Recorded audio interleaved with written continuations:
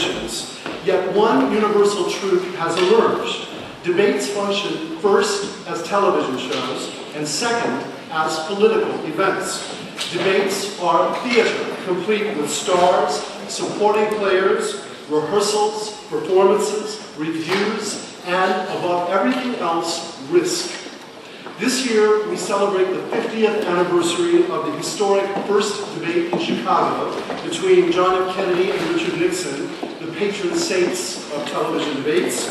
According to the mythology, Nixon won because he looked better on camera.